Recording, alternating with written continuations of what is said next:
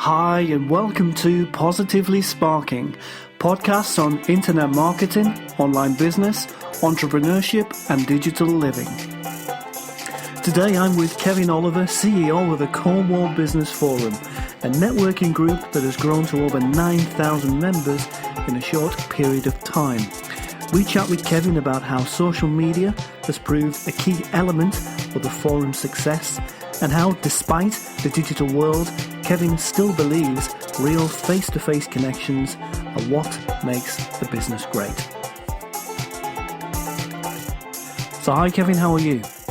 Hi Phil, yeah, I'm good, thank you. Excellent. So Kevin, I'm really excited to have you here today. You're actually the first networking group we've had on the podcast. So I'm looking forward to hearing about how the Cornwall Business Forum began and your tips for new businesses in every county across the UK. So Kevin, tell us a little bit about who you are and what you do. Okay, so my role day to day is to run Cornwall Business Forum. So I organise connecting businesses together and arranging meetings and events for them. Very good. And you know, Kevin, one thing that I loved about what you did was being quite a new person here in Cornwall myself. You were the only networking group that actually called me. Well, that's because you're active on social media, Phil, and we got connected there, and we find that social media is a huge part of getting together and connecting people. Absolutely. It's almost like, the internet has come in and upset and disrupted people's lives for the last 20 years and pushed people away from social environments for an awful long time. And now social media is pulling that all back together again. That's a really interesting point you make there, because I know when I look back over my time working online, I feel have gone through ages. So, we had the great age of SEO in many ways, which was the early days of Google and everyone focusing on ranking number one for certain keywords. And then social media, as you say, did come in and change that. And it became about the person again. And, one of the things I really like about social media is if you run a company, it's impossible not to connect yourself as a person with that company. Whereas maybe in the old days, a company could be all about the brand and we didn't really need to know who the people were. Well, operating in Cornwall, Phil, the economy down here is made up of thousands upon thousands of very small micro businesses. So I think it's always been the case that the person behind the business has been the key in Cornwall. Maybe that's slightly different if you go to London or wherever the personality changes, but it's always been that case here. Maybe that's why Cornwall have jumped on both the web and the social media kind of movement so quickly. Well, I like to think so, and it's certainly something I push and I try and encourage businesses to get involved with because, you cannot beat face-to-face meeting and developing that trust by meeting somebody, eyeballing them, talking to them, learning a bit about them. Social media is a fantastic start place for that. Absolutely. So, Kevin, tell us a bit about what gave you the inspiration to create the Cornwall Business Forum. Well, it's a funny start, Phil, actually. The forum was set up to try and feed information about what the business community in Cornwall needed and wanted to the local enterprise partnership. Unfortunately, we failed with that, didn't get anywhere with it. So it became obvious that there was a need for a place where businesses could connect together, create collaborations, drive local trade, and do it on their own. And now we have 9,400 and something businesses as members, and so we're by a huge margin the largest networked organisation in the county. And that gives us the opportunity to link those people together now. Wow. So what do you think made the Cornwall Business Forum grow to be the biggest in the county? What differentiates it from other networking groups that are maybe more nationwide? Oh, I think it's what you said earlier on. It's the personal contact. We've made a huge effort to make sure we pick up the phone and talk to people, talk to every individual member, make them, recognize that there is a group out there that does care about them, that can create opportunities for them. Social media has been massive in that. And I mean, we've got thousands and thousands of followers on Twitter. We're not so big on Facebook because that is predominantly a B2C environment, we feel. And we've got a very, very big presence on LinkedIn as well. But I've got over 6,500 contacts on LinkedIn. 80% of them are decision makers in business in Cornwall.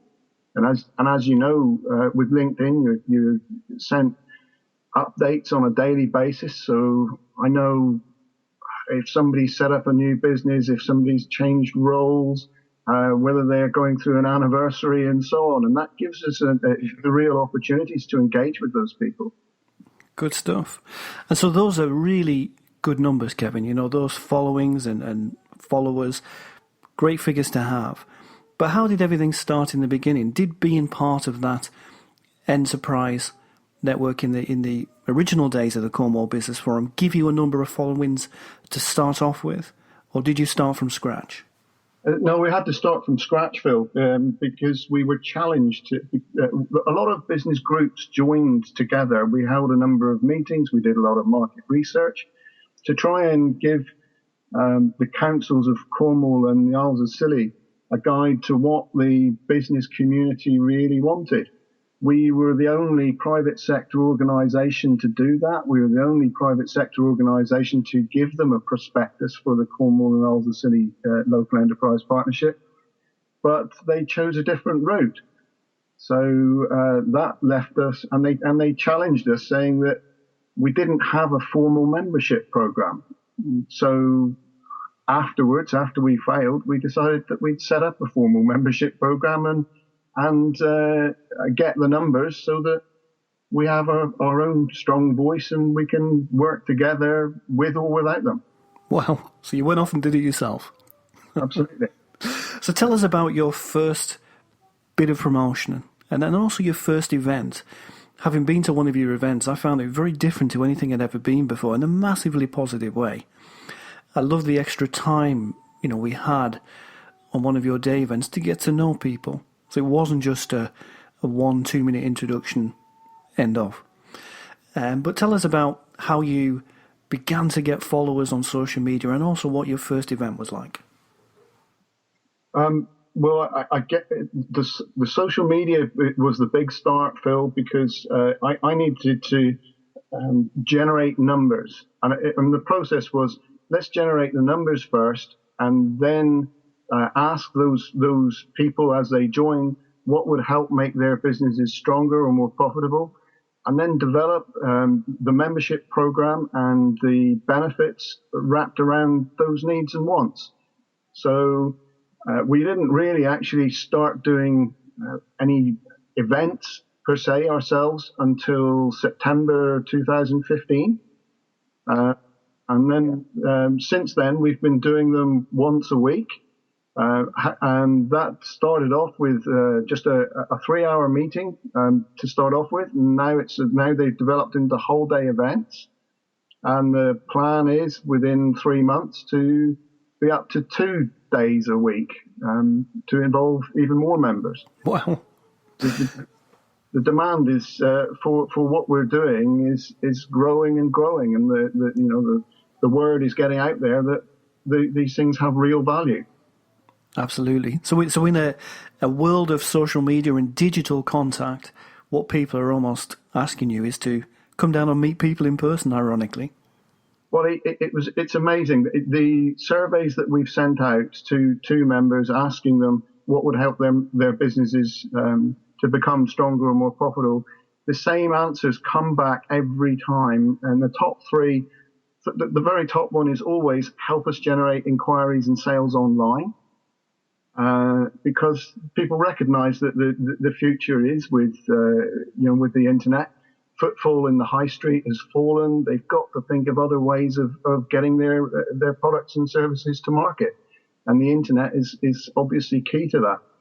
So that's that's a massive part of their future. And understanding digital and social media is like learning a new language for most small businesses.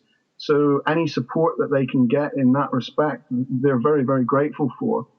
And so that was one part of where we knew we had to focus.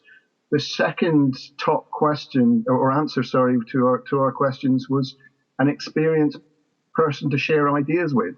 And that was a bit of a surprise. We thought it would be access to funding and investment, but that came number 3. People really find that from in Cornwall, that business is a lonely place, because it's just so small, so many small businesses. And, you've got so many entrepreneurs out there, great little people trying to be everything, trying to do everything for themselves. And they're much, much better when they're working together with other people and collaborating and concentrating on what they do really well and outsourcing the things that they know other people can do better. So, that's where the demand for the events has come from. The realization that they'd rather work in a friendly environment, supportive environment, in a slightly less lonely place. And I can see that from how Cornwall is, as a beautiful but less populated part of the UK, there must be a greater distance between one entrepreneur and another. So, where my first business was created up in Leeds, it's so densely populated, you would meet people everywhere. The roads were packed, every event was packed, whereas down here, the space is both an advantage because you have the space to think and you have less competition in some ways, but on the other hand, you have less opportunity to meet other people running their own businesses. So it kind of makes sense. Kevin, can we go back to when you first started promoting the Cornwall Business Forum? And I'm interested to learn how you began to grow your own following. Was it a case of going out there and beginning to follow every social media account you could find for other Cornish businesses? Or was there something else? I guess I made some basic errors when I started out. I guess all of us do that. I sort of mass tried to follow people and connect with people, thinking that just connecting would make the difference, but it doesn't. You have to be genuine about being social. You have to actually converse with people. You have to comment and so on. So to gain real engagement, you've got to engage. You can't just have adverts about your own business going out on Twitter all the time, because people will just disengage. They will turn off from you. You need to be talking about others. It's exactly the same principle when you go to the pub, Phil. Start talking about yourself all the time. Nobody's interested, and you're on your own in the corner. So exactly the same principle. You have to talk about other people and enthuse about what they do to gain the respect and get the thing happening in reverse. Absolutely. And so one thing I loved about your particular networking group is you had your own Twitter hour in the Dutchy Biz Hour. So what persuaded you to start your own Twitter hour? Was it the desire to get that connection? Yeah, sure. I mean, this was done because of a member that had joined, and she said to me, "Kevin, you really need to do this." I thought, I don't know what I'm doing there. But she persuaded me to do it. And Taylor Morris, the lady, is concerned, and I think she appears on the Dutchy Biz Hour every week as a supporter, and she's terrific on social media, and it just makes good sense, doesn't it? If you're going to spend time on social media, on Twitter particularly, do something when you know there's other people listening and they're going to be tuning into what you're saying, and say nice things about them. Absolutely. And when you mentioned that a member thought that would be a great idea for you to do, I had this idea it might be Tor, because she is such a great social